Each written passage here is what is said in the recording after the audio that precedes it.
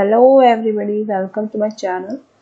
आज मैं आपके लिए नरेशन लेकर आई हूँ और एक छोटी सी क्विज भी होगी लास्ट में, जिनके आंसर आप मुझे कमेंट बॉक्स में ज़रूर बताइएगा। तो शुरू करते हैं विद फर्स्ट लाइन। तो यहाँ पर हमारा सबसे पहली बात, नरेशन होता क्या है। नरेशन कुछ ऐसे वर्ड्स, कुछ ऐसे सेंटेंस फॉर्म्स होती है जो आप सुनते हैं किसी से, लेकिन जब उसकी बात को जब हम किसी और को बताते हैं तो इस तरह से बोला जाएगा। जैसे कि यहाँ पे देखो, he said I am reading the newspaper. He said, वह कह रहा है कि मैं न्यूज़पेपर पढ़ रहा हूँ। और जब मैं ये बात सुनने के बाद किसी और को बताऊंगी तो ये कहूँगी ही सेड, मतलब उसने कहा था that he was reading the newspaper, कि वह न्यूज़पेपर पढ़ रहा था। सेम इसी तरह से एक और एग्जांपल है, यहाँ पर आता है डायरेक्ट स्पीच में कि I work in a bank. ठीक है, किसने कहा? डैनियल ने कहा कि मैं बैंक में काम करता हूँ। ओके, और जब मैं इसकी बात सुनने के बाद जब किसी दूसरे व्यक्ति को इसकी बात बताऊंगी तो ये कहूँगी कि Daniel said that he worked in a bank, कि डैनियल ने कहा था कि वह बैंक में काम करता था। ओके, कुछ रूल्स इसके बाद आते हैं। सबसे पहली बात, रूल्स बहुत ज़रूरी होते हैं लर्न करने, और रूल्स में सबसे पहला चेंज है यहाँ पर प्रोनाउंस का। यहाँ पर आपको ये जो चेंजेस होते हैं ये आपको बस समझने होते हैं according to direct speech to indirect speech. ठीक है, यहाँ पर ये देखना होता है कि कौन किससे कह रहा है तो क्या रिलेट करेंगे हम उससे। ये प्रैक्टिस सेशन है यहाँ पे पूरा, जो आपको समझना होता है। यहाँ पर जो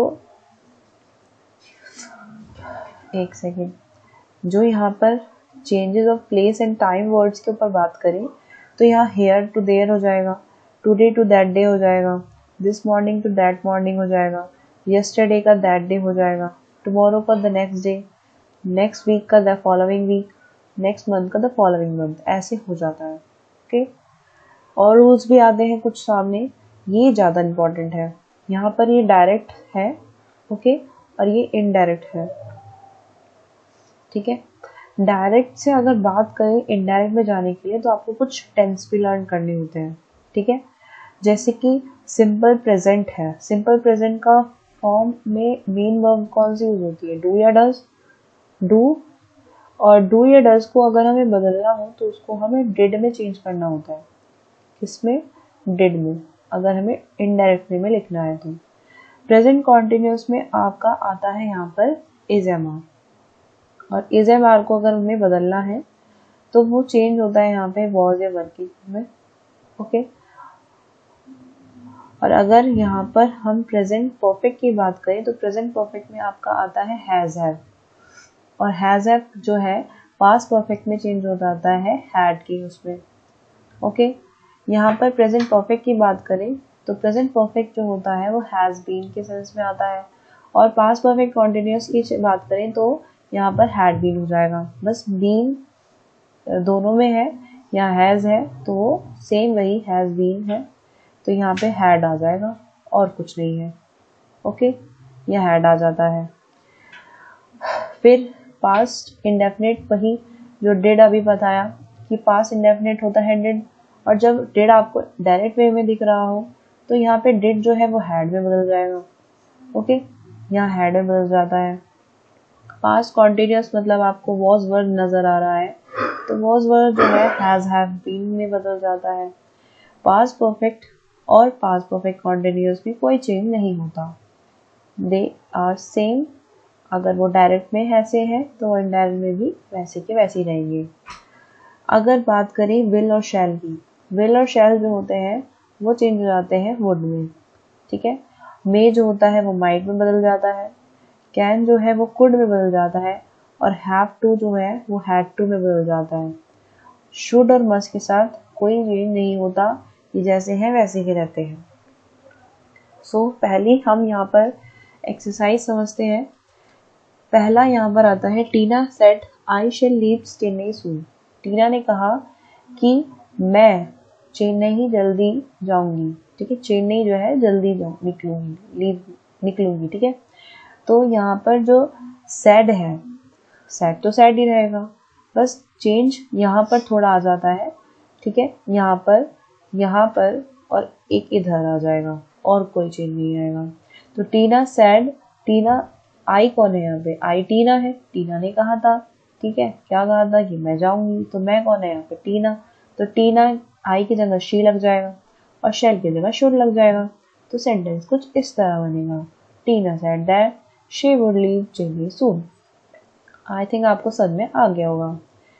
नेक्स्ट आता है अनिल सेड टू मी। ये सेंटेंस आपका पहली बात इंटेरोगेटिव सेंटेंस है, और इंटेरोगेटिव सेंटेंस में ये जो चीज़ होती है, मतलब कॉमन फॉर्म्स जो होती हैं, ये आपकी बदलती नहीं है, मतलब दैट नहीं लिखा जाएगा इनकी जगह। और ये जो चीज़ होती है ये आपकी आग्स में लिखी जाएगी। क्या लिखा जाएगा यहाँ पे, आग्स, पूछा गया है, ठीक है, बताया नहीं गया है, अब पूछा जा रहा है। ओके, तो यहाँ पे अनिल आग्स मी दैट तो नहीं आएगा, तो यहाँ पे दैट की जगह क्या लगाएं, वाई लगाएंगे, ऑब्वियसली बात है। तो Anil asks me that why यहाँ पर आ जाएगा आपके, इसके बाद why I had done it. Okay, तो यहाँ पे Anil told me why I, तो मी के अकॉर्डिंग यहाँ पे चेंज आएगा इसका, यू का। यहाँ पे अभी आपने देखा था ना, यू कौन है, मी है, मुझसे कहा था, ठीक है, तो यहाँ पे यू क्या हो जाएगा, आई हो जाएगा। Okay, next, he said to me when I met him he was playing. तो इसमें लड़की कह रही है मुझसे, शी सेड टू मी, यहाँ पे आपका ऑब्वियसली बात है कुछ ना कुछ चेंज आएगा, क्योंकि यहाँ पे कोई क्वेश्चन नहीं है, it is a simple sentence. Okay, तो सिंपल सेंटेंस का फॉर्म ये है कि पहले बात तो ये अफर्मेटिव सेंटेंस है, तो शी सेड टू मी, जिसमें जो सेड टू है वो टोल्ड हो जाएगा, और ये जो है वो दैट हो जाता है, ठीक है। तो यहाँ पे शी टोल्ड मी आएगा, she told me that when, I कौन है यहाँ पे, शी, मी नहीं है, वो मुझसे नहीं कह रही, वो अपने बारे में बता रही है ना। तो व्हेन आई मेट हिम, मतलब व्हेन शी मेट हिम, तो मेट, MET मेट हिम, तो कुछ सेंटेंस इस तरह बनेगा, मेट का मेट हो जाएगा, और when she met him he was playing.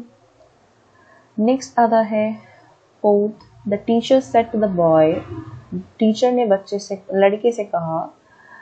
अब क्या कहा, ये यहाँ पर आपका एक बहुत ही अलग सेंटेंस हो जाता है, बिकॉज इंटेरोगेटिव दो तरह के होते हैं, जहाँ पर आपको यस नो में आंसर देना हो रहा है, जहाँ पे आप यस या नो में आंसर देते हो।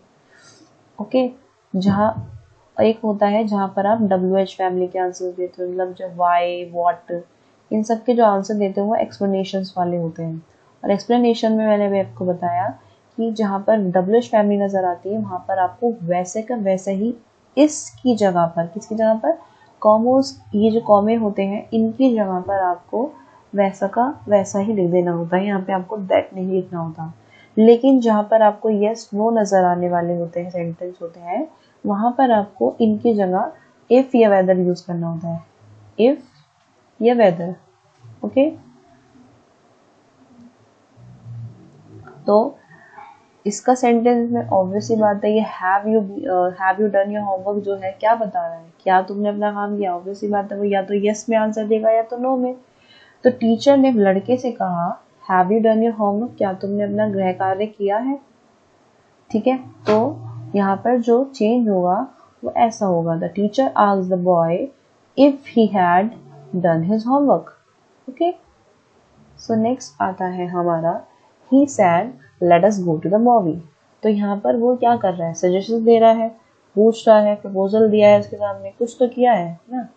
तो यहाँ पे ये सेंटेंस सबसे बड़ी बात है इम्पेरेटिव सेंटेंस है, जहाँ पर हमें नहीं पता होता कि सब्जेक्ट क्या है, ठीक है। तो जहाँ सब्जेक्ट का नहीं पता होता वो इम्पेरेटिव सेंटेंस होते हैं, ठीक है। और यहाँ पे जो यू वर्ड होता है वो कहीं ना कहीं क्या होता है, हिडन होता है। तो हमें ऐसे सेंटेंस में क्या करना होता है, देखिए ऐसे सेंटेंस को हम इस तरह लिखेंगे, he propose that they should go to the movie. Okay, next आता है 6th question. The king said how foolish of me. यहाँ पे जो ये आपको ये जो कॉमा सा पहले कुछ नज़र आया है, यहाँ पे फुल स्टॉप नज़र नहीं आया है, because of this is not a interrogative sentence obviously, because ये जो होता है एक्सक्लेमेटरी मार्क होता है। एक्सक्लेमेटरी मार्क एक्सक्लेमेटरी सेंटेंस वाले होते हैं, जहाँ पर आपको एक्सप्रेशन वाले दिखते हैं, जहाँ पर एक्सप्रेशन होता है ना, ओह वाओ हुर्रे, ऐसे वाले सेंटेंस जो होते हैं ये आपके एक्सक्लेमेटरी सेंटेंस होते हैं। और ऐसे सेंटेंस में आपको चेंज नॉर्मली होता है, तो इनका चेंज होगा the king confess with regret. जो किंग है उसको रिग्रेटली उन्होंने कन्फेस किया है, क्या किया है, that he was very foolish, कि वह क्या है, फुलिश है। So if you like this video, please like, share and subscribe to my channel and keep watching. Thank you.